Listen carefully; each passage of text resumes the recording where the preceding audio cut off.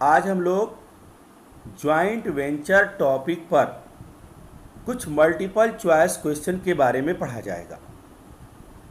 तो पहले हम मल्टीपल चॉइस क्वेश्चन के सलूशन देने से पहले हम थोड़ा जॉइंट वेंचर के बारे में भी जान लें। तो जॉइंट वेंचर एक टेम्परेरी बिजनेस है जिसमें कुछ लोग मिलकर एक पर्टिकुलर बिजनेस को एक पर्टिकुलर पीरियड के लिए करते हैं और जैसे ही वह वर्क पूरा हो जाता है वो बिजनेस वहीं पर समाप्त हो जाता है और प्रॉफिट और लॉस बांटकर सारे पार्टनर जो को वेंचर्स के नाम से जाने जाते हैं अपने अलग अलग कामों में लग जाते हैं। तो जॉइंट वेंचर एक टेम्परेरी बिजनेस हुआ। तो एक बिजनेस में एक कॉन्सेप्ट है गोइंग कंसर्न कॉन्सेप्ट। तो गोइंग कंसर्न कॉन्सेप्ट कहता है कि कभी हमारा बिजनेस समाप्त होता ही नहीं है, बिजनेस रेगुलर एक चलने वाला प्रोसेस है। तो जॉइंट वेंचर एक ऐसा बिजनेस है जो इस गोइंग कंसर्न कॉन्सेप्ट का वायलेशन करता है, ये उसके अगेंस्ट वर्क करता है। तो जॉइंट वेंचर में नॉर्मली जैसे कुछ बड़े वर्क हैं, जैसे किसी बिजनेस में कोई अपॉर्चुनिटीज़ अचानक आई, लेकिन उस अपॉर्चुनिटीज़ को अगर कोई बिजनेसमैन उस अपॉर्चुनिटीज़ को प्रॉफिट में बदलना चाहता है, अब उसके लिए बहुत ज़्यादा कैपिटल की ज़रूरत है, अच्छे मैनेजमेंट की ज़रूरत है, रिसोर्सेज की ज़रूरत है, या उसमें बहुत ज़्यादा रिस्क है। अब बिजनेसमैन ये सोच रहा है कि हम उसको ये प्रॉफिट मिले भी और साथ ही वो इस तरह की प्रॉब्लम्स को भी फेस कर रहा है। इसमें डिफरेंट टाइप के लोगों को आपस में बुलाएगा कि हम लोग मिलकर चलो इस तरह के इस अपॉर्चुनिटीज़ को अपने प्रॉफिट में कन्वर्ट कर देते हैं। तो कुछ लोग मिले और उन्होंने उस बिजनेस में अपने अपने हिसाब से पैसे लगाए, अपने रिसोर्सेज लगाए, अपने मैनेजमेंट दिए और वर्क स्टार्ट हुआ। और वर्क पूरा करने के बाद प्रॉफिट आपस में बांटकर फिर लोग अलग हो गए। जैसे मान लीजिए प्रेजेंट टाइम में जो ज़मीनों का बहुत सारे लोग कारोबार करते हैं।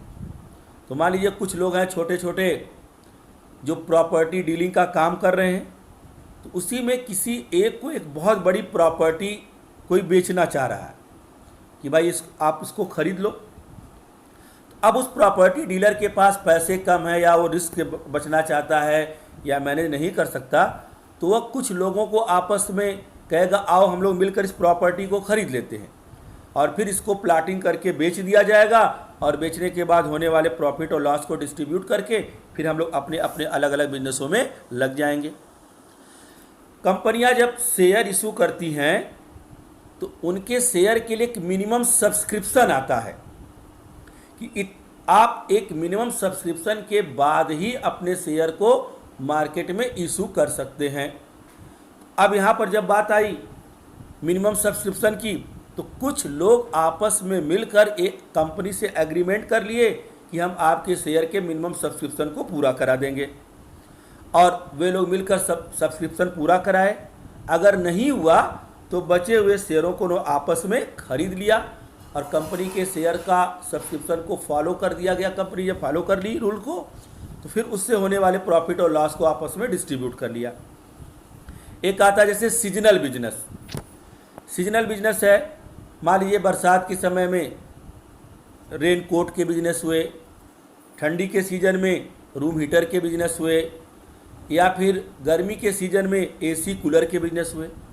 तो हमने देखा कि किसी शहर में बहुत बड़ी अपॉर्चुनिटीज़ आई है कि हम इस तरह की चीज़ों को बेच सकते हैं। तो अगर कोई एक पर्सन कोई अपॉर्चुनिटीज़ मिली लेकिन वह जानता है कि मेरे पास रिसोर्सेज कम हैं, तो तुरंत कई लोगों को आपस में मिलाएगा और इस तरह के बिजनेस को करेगा, और बिजनेस करने के बाद जो प्रॉफिट और लॉस होगा फिर आपस में डिस्ट्रीब्यूट करके वे लोग इस बिजनेस को समाप्त कर देंगे। तो अब यहाँ देखा जाएगा कि जॉइंट वेंचर एक पर्टिकुलर पीरियड के लिए और एक पर्टिकुलर बिजनेस के लिए अप्लाई होता है। इसमें यह भी देखा जाएगा कि ये पार्टनरशिप से मिलता जुलता होते हुए भी पार्टनरशिप से अलग है, कुछ मामलों में अलग है। जैसे इसमें किसी फर्म का नाम नहीं होगा, जैसे फर्म पार्टनरशिप में नाम होता है, तो जॉइंट वेंचर किसी नाम से रन नहीं करेगा। पार्टनरशिप में जो मिलकर प्रोप्राइटर्स बिजनेस कर रहे थे उसमें पार्टनर्स बोला जाता है, और इसमें को वेंचर्स बोलते हैं। पार्टनरशिप के अपने एक्ट हैं, पार्टनरशिप एक्ट 1932 अप्लाई होता है, लेकिन ज्वाइंट वेंचर के लिए कोई सेपरेट एक्ट नहीं बनाया गया है। तो इस तरह ज्वाइंट वेंचर एक टेम्परेरी बिजनेस है। और साथ ही साथ देखिए ज्वाइंट वेंचर में एक और फैसिलिटीज़ है कि अगर आप किसी पार्टनरशिप फर्म में एज ए पार्टनर वर्क कर रहे हो, तो जिस बिजनेस को आपकी पार्टनरशिप फर्म कर रही है वो बिजनेस आप अलग से नहीं कर सकते, आप अपनी फर्म के कंपटीटर नहीं हो सकते। लेकिन ज्वाइंट वेंचर में एक को वेंचर्स अपने उस ज्वाइंट वेंचर से रिलेटेड बिजनेस भी कर सकता है, वह करते हुए फिर उसी टाइप के दूसरे वेंचर में अपने कुछ लोगों को मिलकर पैसे लगाकर अपना बिजनेस कर सकता है। तो इस तरह के ज्वाइंट वेंचर में होगा। और ज्वाइंट वेंचर के बारे में भी हम लोग जाने कि इसमें एक सबसे बड़ा जो ये कॉन्सेप्चुअल वायलेशन है कि यह गोइंग कंसर्न कॉन्सेप्ट्स को फॉलो नहीं करता है। तो अब हम लोग ज्वाइंट वेंचर के मल्टीपल चॉइस क्वेश्चन में मेन आया जाए, जिसके लिए आज का लेसन हम लोग सेलेक्ट किए हैं। तो देखिए ज्वाइंट वेंचर में पहला जो क्वेश्चन है कि joint venture account is the nature of. तो देखो ज्वाइंट वेंचर अकाउंट जो है, जब ये को वेंचर्स बनाएंगे उनका मेन पर्पज होगा बिजनेस का प्रॉफिट निकालना, और बिजनेस के प्रॉफिट को निकालने के लिए ही ज्वाइंट वेंचर अकाउंट बनेगा। और जिस अकाउंट्स को बनाने से हमें प्रॉफिट और लॉस मिलते हैं, जिनको बनाने से हमें देखेंगे कि हमें कितना प्रॉफिट या लॉस हुआ, वो सारे अकाउंट्स नॉमिनल अकाउंट्स होते हैं। तो ज्वाइंट वेंचर अकाउंट एक नॉमिनल अकाउंट होता है क्योंकि वह ज्वाइंट वेंचर से रिलेटेड प्रॉफिट और लॉस को बताता है। दूसरा देखिए, A and B purchase a piece of land for ₹40,000। वो एक लैंड को 40,000 में खरीदे एंड सोल्ड इट फॉर ₹60,000, जिसको 60,000 में सेल कर दिया। Originally A had contributed ₹24,000, B 16,000। What will be profit of venture. यहाँ पर हमें वेंचर का प्रॉफिट बतलाना है कि वेंचर ने कितना प्रॉफिट हुआ। इनका जो कैपिटल का इन्वेस्टमेंट है इससे हमें कोई मतलब नहीं। हम ये देखें इन्होंने 40,000 रुपये में लैंड को ख़रीदा और 60,000 में बेच दिया, जो दोनों का डिफरेंस प्रॉफिट। तो इसका जो आंसर होगा 20,000, ये हमारा प्रॉफिट हो गया। फिर हम लोग थर्ड क्वेश्चन में आए। तो थर्ड क्वेश्चन में देखिए, A for joint venture with B purchase goods costing ₹2 lakhs, be sold 80% of the goods for ₹2,50,000। अब देखो 2 लाख का अगर हम लोग 80% कैलकुलेट करेंगे तो वे आएगा 1,60,000 आया। तो बी ने 2 लाख जो गुड्स खरीदा था उसका 80% 2,50,000 में बेच दिया गया। अभी भी गुड्स 40,000 का बचा हुआ है। बैलेंस ऑफ गुड्स यानी जो 40,000 का गुड्स अभी बचा है, टेकन ओवर बी एट ए कॉस्ट लेस 25%, यानी जो 40,000 का गुड्स है वह बी 25% लेस करके ले रहा है। अब 25% लेस करके लिया तो 40,000 का 25% हुआ 10,000। तो 10,000 का गुड्स लेस करके जब वो लिया तो गुड्स ले लिया 30,000 में। 30,000 में सारे गुड्स बेच दिए गए। 1,60,000 का गुड्स 2,50,000 में बेचा गया और 40,000 का गुड्स 30,000 में बेच दिया गया। यानी टोटल गुड्स 2,50,000 और प्लस 30,000 मिलकर 2,80,000 में हमने गुड्स सेल किया। 2,80,000 सेल किया। अब 2 लाख का गुड्स 2,80,000 में बेचा गया, इसका मतलब बिजनेस का जो प्रॉफिट हुआ है 2,80,000 में से 2 लाख घटाएंगे 80,000। फिर से एक बार सुनिए, 2 लाख का गुड्स है, 80% यानी 1,60,000 का गुड्स 2,50,000 में बेचा गया, 2,50,000 में मिले। और रिमेनिंग जो बचा 40,000 उसको 25% कम पर ले रहा है, तो 40,000 का 25% हुआ 10,000 यानी 30,000 में ले लिया। तो टोटल 2 लाख के गुड 2,50,000 और प्लस 30,000 मिलकर 2,80,000 में बेच दिए गए। तो 2,80,000 selling price, 2 lakh cost price, different 80,000 इसका प्रॉफिट हो गया। 4 नंबर पे आओ। If unsold goods costing ₹20,000, 20,000 costing है, taken over by venture at ₹15,000, joint venture account will be credited by. देखो इसमें जब हम ज्वाइंट वेंचर अकाउंट्स बनाते हैं तो जब इसकी हम लोग डेबिट साइड में भरना शुरू करेंगे तो जो पार्टनर जितना कंट्रीब्यूट करेगा, जो भी सामान लाएगा, जो भी पैसे देगा उसके नाम से लिख देंगे जितना भी देगा, और जो भी मटेरियल, जो भी प्लांट, जो भी मशीनरी वो लाया उसको उसके नाम पर डेबिट में लिख दिया जाएगा। अगर वही पार्टनर उन्हीं मटेरियल, उन्हीं सामानों को लेकर जाता है, बचा है, बिजनेस खत्म हो गया, सामान बचे रह गए, उसको लेकर जाएगा तो उसको क्रेडिट साइड में लिखेंगे। यहाँ ये नहीं देखेंगे कि उसकी कॉस्ट ओरिजिनल कितनी थी, ये देखा जाएगा वह किस वैल्यू पर लेकर गया।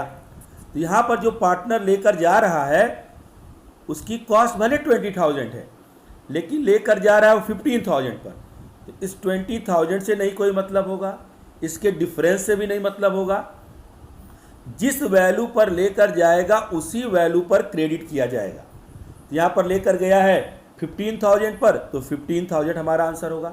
अगर ये 25,000 पर लेकर जाता तो 25,000 लिखते, यानी जिस वैल्यू पर लेकर जाएगा उस वैल्यू पर लिखेंगे, उसकी कॉस्ट और उस पर होने वाले प्रॉफिट और लॉस को कंसीडर नहीं किया जाएगा। नेक्स्ट देखो, memorandum of joint venture account is. देखिए कोई भी अकाउंट जो कि हमें प्रॉफिट और लॉस के बारे में इंफॉर्मेशन दे, वो सारे अकाउंट्स नॉमिनल अकाउंट्स होते हैं। तो memorandum of joint venture account हो चाहे ज्वाइंट वेंचर अकाउंट हो, उससे हम इस बिजनेस के प्रॉफिट कैलकुलेट करते हैं, तो यह प्रॉफिट और लॉस बताता है, इसलिए यह नॉमिनल अकाउंट्स होगा। फिर 6 नंबर देखिए, ए परचेज गुड्स कॉस्टिंग ₹42,500, 42,500 गुड्स है कॉस्ट उसकी। सोल्ड गुड्स ऑफ 40,000, इस 42,500 में से 40,000 के गुड्स 50,000 पर बेच दिया। इसका मतलब इसके पास 2,500 के गुड्स बचे हुए हैं। Goods were taken over by 8 at the same gross profit percentage as in case of sale. अब कह रहा है कि जो गुड्स हमने सेल किया है उस पर जिस रेट से प्रॉफिट चार्ज किया है उसी रेट पर बचे हुए गुड्स को कॉस्ट में प्रॉफिट जोड़कर उसको ए ने ले लिया। अब देखो 40,000 का गुड्स यहाँ पर हम लोग 50,000 में सेल किए हैं, तो हमें 10,000 प्रॉफिट हुआ। तो कॉस्ट है 40,000 और सेल किया है 10,000 में, तो 40,000 का अगर हम 25% निकालेंगे तो वो होगा 10,000। इन दोनों का डिफरेंस 10,000 प्रॉफिट है जो कि कॉस्ट का 25% है। तो अब रिमेनिंग 2,500 का जो गुड्स है उस 2,500 में हम और 25% ऐड कर दें तो वो बचे हुए गुड्स की कॉस्ट प्लस प्रॉफिट होगी जिस पर ए ले रहा है। तो 2,500 का अगर हम 25% निकालेंगे आएगा 625। तो 2,500 में 625 ऐड कर देंगे तो अब हमारी वैल्यू आ जाएगी 3,125। तो 3125 में ये उस गुड्स को कैरी करेगा अपने बिजनेस में, ये ज्वाइंट वेंचर से लेकर चला जाएगा। ये उसका आंसर हुआ। 7 नंबर पर, what is the nature of joint venture with को वेंचर्स अकाउंट। तो देखो इसमें जो ज्वाइंट वेंचर अकाउंट, जो ज्वाइंट वेंचर में पार्टिसिपेट करते हैं उनको को वेंचर्स बोला जाता है, और को वेंचर्स जो होते हैं वो पर्सन्स होते हैं, इसलिए ये हमारा पर्सनल अकाउंट की कैटेगरी में आएगा। ये पर्सनल अकाउंट कहलाएंगे। हम लोग क्वेश्चन नंबर 8 पर आए अब। तो देखो, जब क्वेश्चन नंबर 8 को हम लोग सॉल्व करेंगे तो 8 में देखो, एक आप कॉपी और पेन लीजिए, उसमें एक अकाउंट्स बनाया जाए। तो देखो क्वेश्चन नंबर 8 में M and N entered into joint venture. M supplies goods worth ₹6,000. Joint venture की डेबिट साइड में M के नाम पे 6,000 लिख दिया। जितने भी एक्सपेंसेज होंगे, चाहे पार्टनर्स गुड्स के रूप में करे, असेट्स के रूप में करे, ये एक्सपेंसेज के रूप में करे, सब डेबिट साइड में लिख दिया जाएगा। तो यहाँ पर M ने 6,000 का गुड्स दिया, M के नाम पर डेबिट पे 6,000 लिख दो, और 100 रुपये उसने अदर एक्सपेंस किए, तो कुल M ने 6,100 रुपये एक्सपेंस किया। N बेचने का काम कर रहा है, N जो है 7,500 रुपये में गुड्स सेल कर दे रहा है, तो N का जो है 7,500 आप क्रेडिट में लिख दो। सेलिंग प्राइस चाहे कोई पार्टनर गुड्स खुद ले, सेल करे, उसको हमें क्रेडिट साइड में लिख देना है। और साथ ही साथ उसने N ने सेलिंग एक्सपेंस 200 किया है। एक्सपेंसेस चाहे कोई भी हो, चाहे गुड्स के परचेजिंग से रिलेटेड हो, चाहे गुड्स के सेलिंग से रिलेटेड हो, उनको डेबिट साइड में लिखेंगे। तो डेबिट साइड में हम 6,000 लिखे, 100 रुपये लिखे और 200 लिखा, ये डेबिट साइड में। और क्रेडिट साइड में 7,500 रुपये लिखे। अब ये देखा जाए कि इस बिजनेस में एक्चुअल प्रॉफिट कितना हुआ। तो हम लोग 7,500 से 6,300 माइनस कर दिए।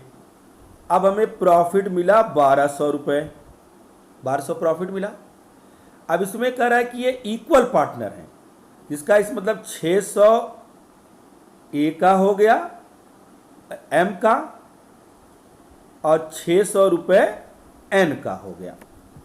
अब देखो यहाँ पे ये कह रहा है कि जो N remits M the amount due, और कह रहा N ने सारा बाकी का पैसा M को दे दिया।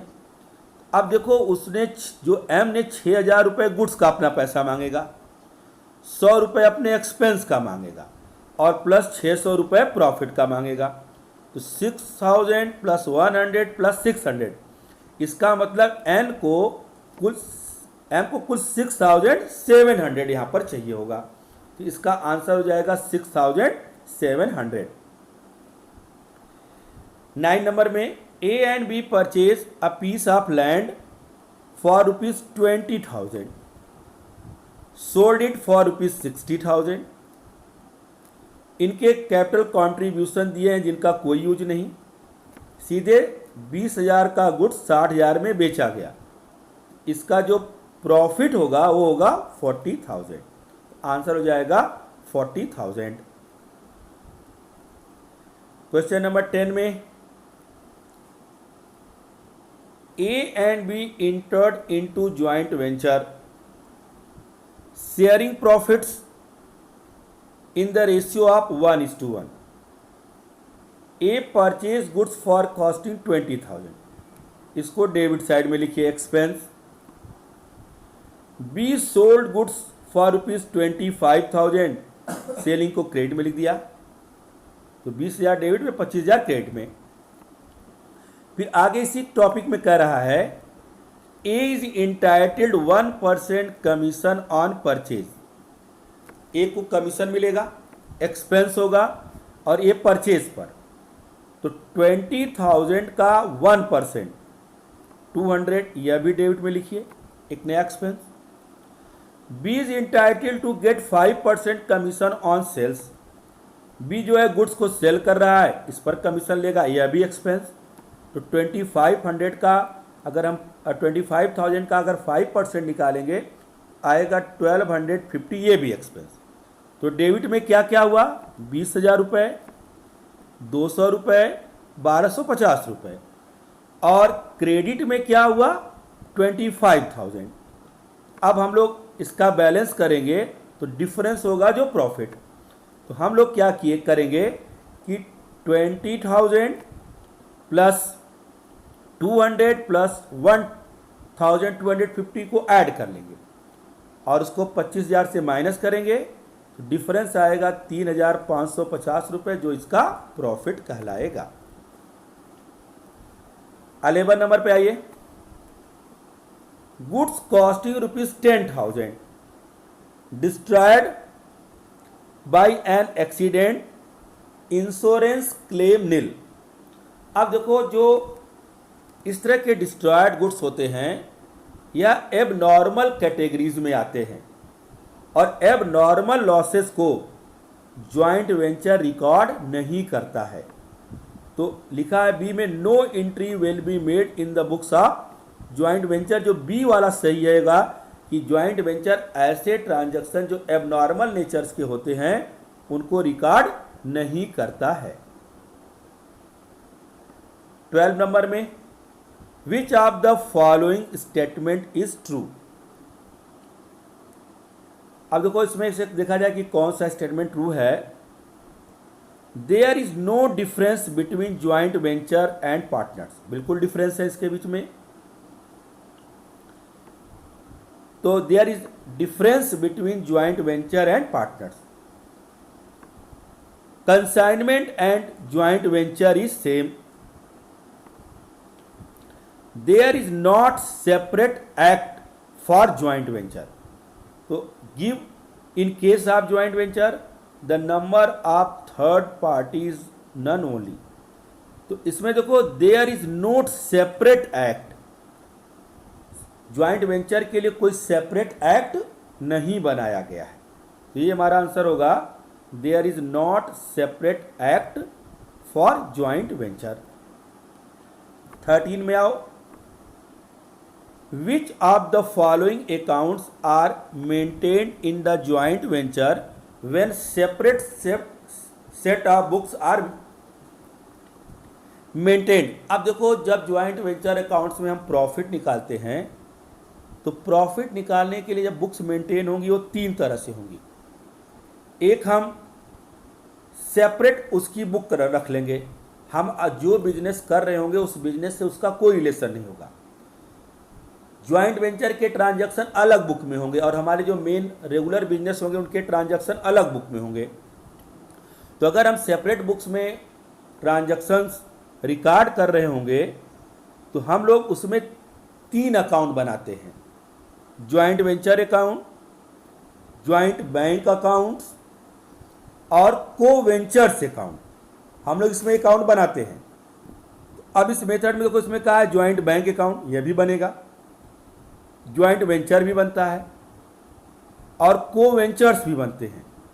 इसका मतलब जब हम सेपरेट बुक मेंटेन करेंगे ऑल दीज अकाउंट्स हमें प्रिपेयर करने होंगे। ज्वाइंट वेंचर से हम ये बताएंगे कि कितना प्रॉफिट कितना लॉस हुआ। ज्वाइंट बैंक से हम चेक करेंगे कि हमारे बैंक में जो पैसे आए और लास्ट में डिस्ट्रीब्यूट होने के बाद पूरा वो अकाउंट क्लोज हो जाता है।